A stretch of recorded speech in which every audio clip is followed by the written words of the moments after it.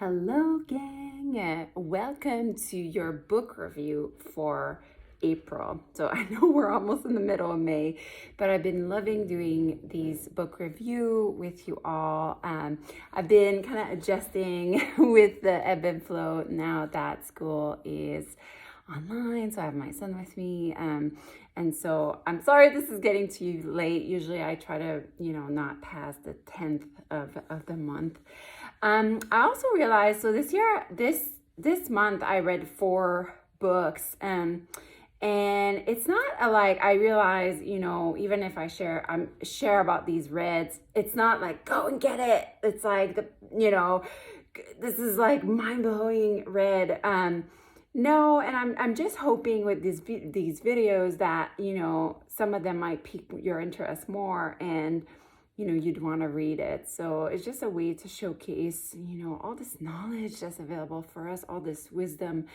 And obviously, thinking that if you're in Years of Magic, you like what I like, you get moved by what I get moved. And I read 4 books last month that I will share. And I added 2 books that I actually read last year that I shared with my newsletter when I used to do the Things I Love newsletters. And I don't really do those anymore. It just got a bit too much. I kind of like that our group is VIP like that, because you kind of get to know more, what lights me up. And in that way, like, you're really my VIPs, people, my VIP group.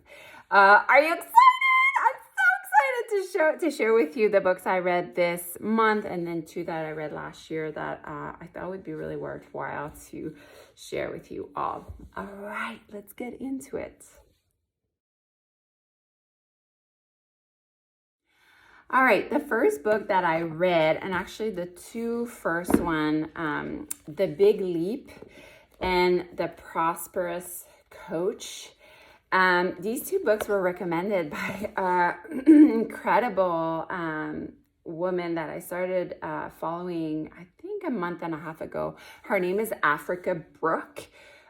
She's really blowing my mind. The things that she is sharing, mostly right now, about kind of self-censorship and this whole cancel culture that's happening on social media right now. And she's been really enlightening me. I find her very fresh, very, it's like what she's channeling is exactly what I'm really craving right now. So anyways, and she always recommends books. So it's from her that I got these 2 books.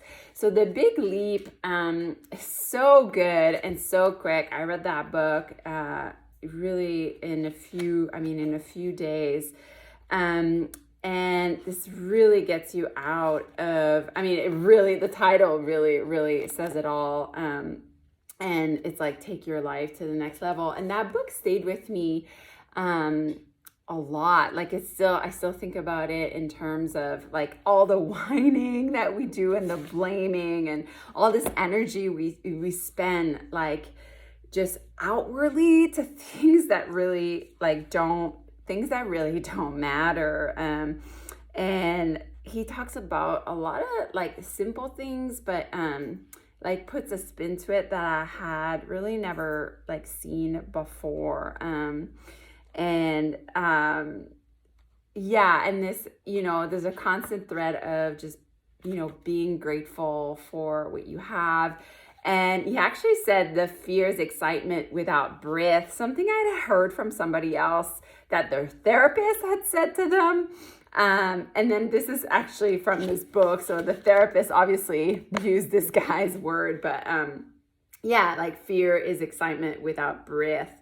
That really stayed with me. So anyways, those are all, I really recommend this book, and to all the things we often talk about, like making space for what we love, and just how can you shine more in this world? And it's really about next level. I did all, he has journaling questions too. so that I did those, and they really help. And so, yeah, so that's a book I really recommend. The Big Leap it's by Gay Hendrick. It's an old book, like I think it's from the 90s or something, but it's really worth the read. This one, The Prosperous Coach, this guy costs like $70. So obviously, so this is like for my work. I'm really fascinated by, I have a master's in counseling psychology, so I'm always trying to be better at what I do. And being a yoga teacher, being like a mentor, a circle facilitator, I'm always looking for tips and tricks to apply. And this book, I was like going on with notes and stuff. I feel if you're like not even like a coach, you would really benefit from that book. One of the things that really stayed with me was he said something. It was needy is creepy. And that really stayed with me, because one thing I struggle with is always I give so much, like not just to my family, but like I feel like, I just want to help everybody.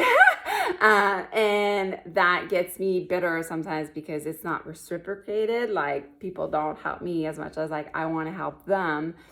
And when it says that like needy is creepy, it's like, do I need others? Like I want to help people because I feel they could maybe need me in their lives, right? So it's like really good, like the psychology of it, where it's like, and to my family too, like they're lucky to have me instead of like, oh, like I need them. It's like, okay, yeah, but like they need me.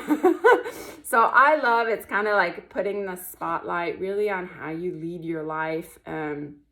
And from a place of like really unpacking what does it mean for you to be your authentic self, and that the things you say to like kind of like I'm allowed to speak about the things that like I'm an expert on, and to stand firm on those things if that makes sense, and to get just really personal with people. And I was laughing because I'm kind of like that. Like sometimes, like, you're texting for like 1,000 hours. I'm like, I just call people, and he kind of refers to that as well. So anyways, but yeah, so the Prosperous Coach and the Big Leap. So kind of more personal development, real, dimension.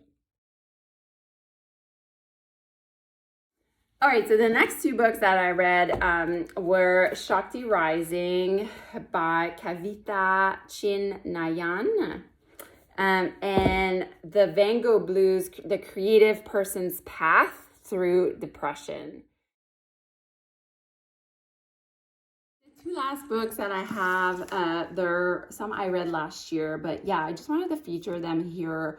I think every like yoga person should read this book. If you want to understand like transformational work and all the stuff that we're doing, get this book. It's a little book, but it's just incredible. It's called The Enlightenment Process, A Guide to Embodied Spiritual Awakening. It's by Judith Blackstone.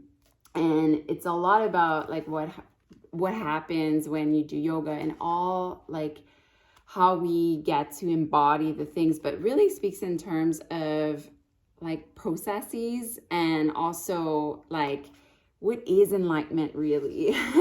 Like what is awakening? What does that look like? And she literally has words for that. And it's, she speaks of health and healing.